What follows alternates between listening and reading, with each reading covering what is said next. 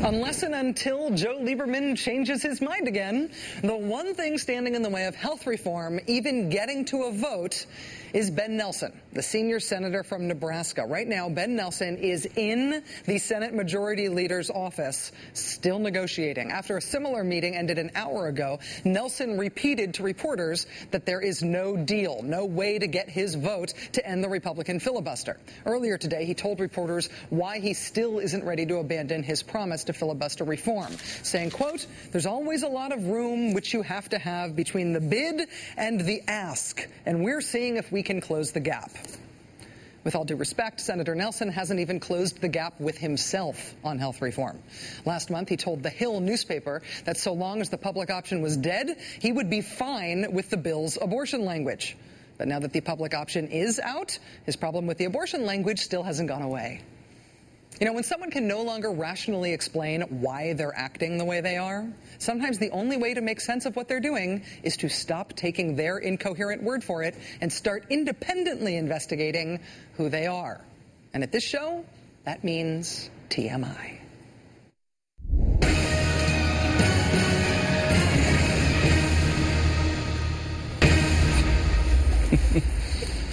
All right, Kent, TMI, Ben Nelson. What do we got? Yeah, well, the state Senator Nelson is from is deep red, just like a stop sign. Huh? Very good. Go ahead.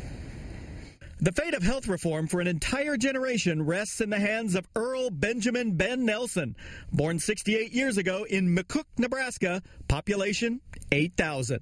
Nebraska, a state that hasn't voted Democratic for president since 1964. Remember that. You'll need it later.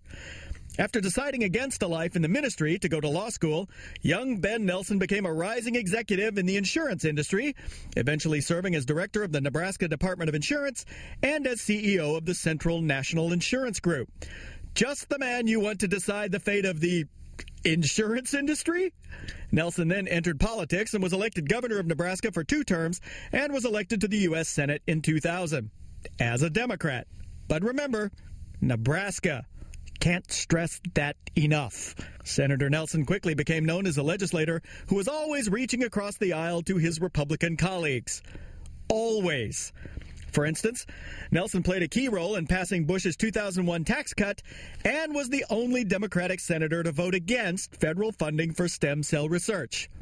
Again, Nebraska.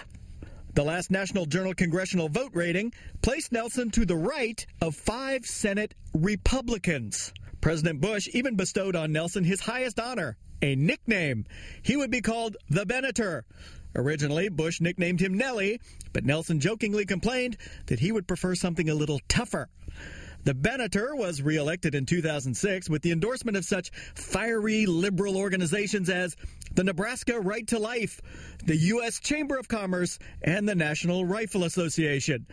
Nonetheless, Nelson was a staunch supporter of Barack Obama's candidacy, so much so that Time magazine described Nelson as Obama's ambassador to the right. That was just a trick to make sure I had your attention. The senator was his usual bipartisan self when he came on this show to talk about a compromise on the stimulus plan. Without the intervention, without the 3 Republican votes, they would get 0 because this bill was going nowhere with 58 votes with the Democrats. That's not sufficient to pass anything, and I think you can do the math. You heard the man. 58 votes is not enough to pass anything.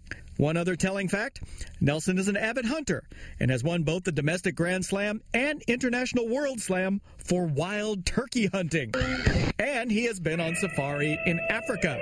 Remember that as the health reform drama winds up.